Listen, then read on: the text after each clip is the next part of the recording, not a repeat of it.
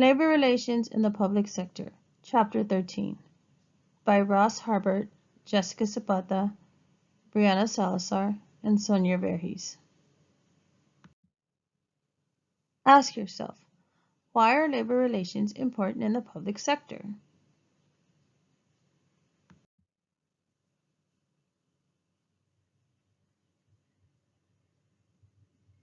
These are some of the terms that you'll see throughout the chapter. Stockholders, negotiations, labor relations, dispute resolution, strike, lockout, mediation. The Chapter 13 agenda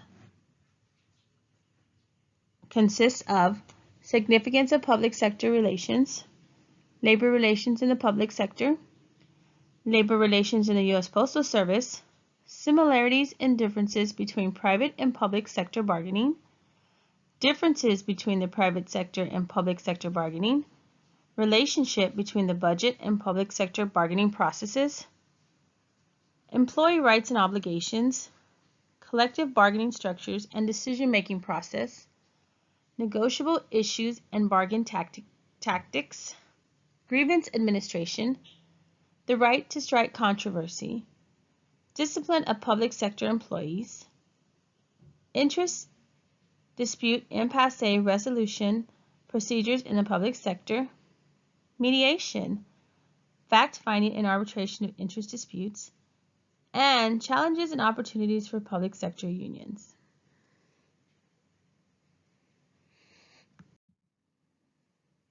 These are some more terms that you might see throughout the chapter.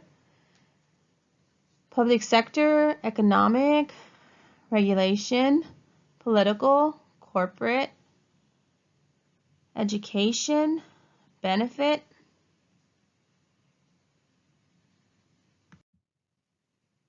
Now we will discuss the significance of the public sector relations. With many state legislatures and the U.S. Congress interested in reducing government costs, management strategies such as downsizing and privatization of public services have caused many employees to become more concerned about their job security and welfare. Over the years, the public sector has become an increasingly important part of the collective bargaining environment in the United States. Higher percentage of public sector employees are members of unions than there are private sector employees. Within the public sector, local governments have the highest union membership rates. There are major differences in public sector union memberships based on geography. The largest union representing public employees is the National Education Association.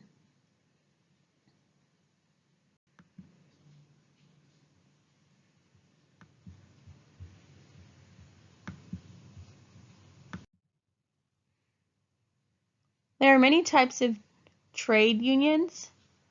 There are craft skill unions, there are industrial unions, there are general unions, and white-collar unions. Listed below are some examples of unions that represent public employees.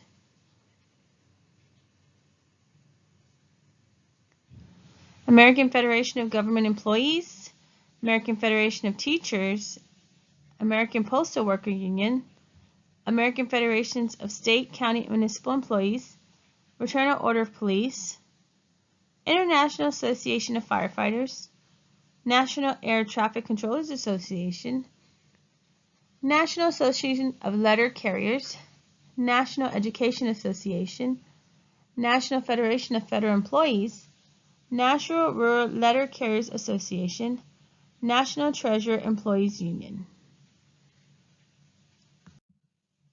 Now we will discuss labor legislation in the public sector. This federal law established collective bargaining rights for most employees of the federal government in the United States. It was established under the Title VII of the Civil Service Reform Act of 1978. Federal Labor Relations Authority, also known as FRLA, oversees creation of bargaining units, supervises representation elections, conducts hearings, resolves complaints of unfair labor practices, hears appeals regarding arbitrator awards, and assists federal agencies in dealing with labor relation issues. The Federal Service Impasse Panel, also known as FSIP, is here to provide help in resolving negotiation impasses. The role of the FSIP is to resolve bargaining impasses between federal agencies and unions in the federal government that arise over the negotiation of terms and conditions of employment. The Merit System Protection Board, CRSA, created the Merit System Protection Board, which is an independent quasi-judicial agency. They hear appeals from federal employees who allege violation of employment rights.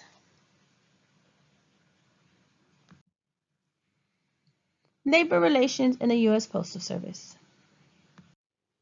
Postal Reorganization Act, PRA, signed by President Nixon on August 12, 1970, fulfilled the desires of the postal unions to have their labor management relations programs established by statute. Under previous presidential executive order authorizing bargaining by federal workers, the U.S. Postal Office Department has never fully accepted collective bargaining. Postal Service is the largest proportion of employees belonging to unions and the single largest employer in the United States. PRA was created in the U.S. Postal Service as an independent entity within the executive branch of the federal government. Under PRA, wages, hour, benefits, and other terms and conditions of employment are mandatory bargaining subjects to be determined through collective bargaining. Grievance and arbitration procedures are subject to negotiations.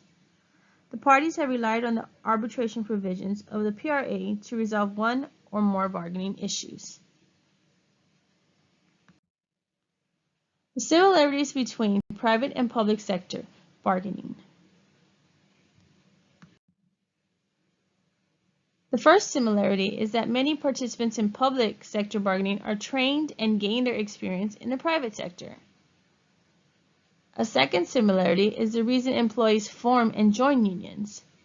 They form and join unions when not satisfied with one or more terms of conditions of employment, have a favorable attitude toward unions as institutions, and believe that unionization will be instrumental in yielding positive outcomes.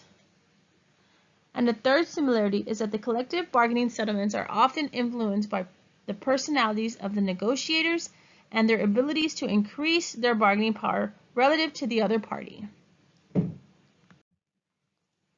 What are some of the differences between private sector and public sector bargaining? Public service differs from private sector services economically and in its demand characteristics. The effect of the bargaining process differs. The bargaining structure differs, affecting decision-making processes. Negotiable issues and bargaining tactics also differ as well. The right to strike is usually prohibited by law. Budget plays a role in public sector collective bargaining than in private sector bargaining. Public employers have been under severe budget constraints. Most municipal budgets are published in advance before public hearings and subsequent adoption. Many citizens ignore public hearings, and key taxpayers, such as local companies, pay close attention to the budget in terms of its implication for increasing property or business taxes. Anticipated salaries for public employees are recorded as separate line items on the budget, something not done in the private sector. The specific influence on the budget on the public sector bargaining process remains uncertain. Employee rights and obligations. Public employment has some legal rights and obligations that private employees do not. Numerous laws and executive orders pertain only to public employees. Public employees, political activities, personal appearance, place of residence, and the off-the-job behavior are regulated more closely than most private sector workers. Freedom of speech and association are constitutional rights. There are limits to their exercise by public employees. In the public sector, merit-based civil service employment systems rather than collective bargaining agreements supersede employment at will laws. Most private sector workers are at will. Employees may be fired for any reason other than race, gender, exercising rights provided by statutes such as worker compensation. About 40% of government employees at the federal, state, and local levels are covered by unions. Rise in unionization of public employees. Collective bargaining is used to determine conditions of employment and has increased in the public sector. Collective bargaining structure and decision-making processes. The bargaining structure within municipal government is decentralized. Negotiations are conducted on a single employer basis. Defining the appropriate bargaining unit in the public sector is more difficult than in the private sector. In the private sector, legislation and related enforcement agencies provide direction for determining an appropriate bargaining unit. In the public sector, especially at the state and local levels, experience many different combinations of appropriate bargaining units. Of the differences of public and private sector, labor relations is one of the most important but often ignored. Private sectors, supervisors and managers lack representational rights under the Labor Management Relations Act. In public sectors, supervisors and other lower to mid-level managers have the right to engage in collective bargaining in more than a dozen states, including the most populated. Negotiable issues and bargaining tactics. Many states operating under merit system rules and regulations, related subjects such as promotion, pension plans, and layoff procedures cannot be negotiated. Public sector bargaining tactics are also different from those in the private sector. Multilateral bargaining is a term, particularly at the state and local levels, to describe the involvement of multiple parties in the collective bargaining process. End-run bargaining involves a union making a direct appeal to the legislative body or government official who has the final decision-making authority rather than dealing with the designated management negotiator present at the bargaining table. The Sunshine Laws are regulations requiring transparency and disclosure in government or business. Sunshine Laws make meetings, records, votes, deliberations, and other official available for public observation, participation, and inspection. Grievance administration. Here we have a chart that represents the process of a grievance. First, when filing a grievance, you must discuss the grievance possibly with a union representative. So the manager and the employee will discuss the grievance with a union representative. Then they will express the grievance in writing to management. HR, management, and union will discuss. Management expresses the decision in writing, and then the union decides whether to escalate the grievance, and if they decide to escalate, the grievance is brought to a national union, and then an arbitrator may be brought in to make the final decision of the grievance. The right to strike controversy. The right to strike, considered by many a vital instrument for collective bargaining, is usually prohibited by statute in the public sector. Public employee strikes are illegal in most states. Government employees, state, local, and federal employees do not have a right to strike under the federal law. The right to strike in the public sector has other debatable dimensions. The law not only guarantees the right of employees to strike, but also places limitations and qualifications on the exercise of that right. Discipline and public sector employees. Employees in the public sector enjoy a number of good protections and due process rights, including the requirement that an employer can have just cause for any discipline, including a termination, and that the employer utilizes progressive discipline where possible. Now we will discuss the interest dispute impasse resolution procedures in the public sector. Legislation prohibits public employees from striking or requires participation in impasse resolution procedures before striking. Multiple laws exist that govern labor relations in different governmental jurisdictions. Many different impasse resolution procedures may be dated or encouraged. Legislation for public sector impasse resolution procedures vary from state to state. Impasse resolution procedures may combine mediation, fact-finding, and conventional or final offer arbitration. Mediation. Mediation involves a third-party neutral who has no binding authority to decide a dispute, but assists the parties reaching a voluntary agreement. Most used and least studied dispute resolution procedure. Relatively informal and unstructured.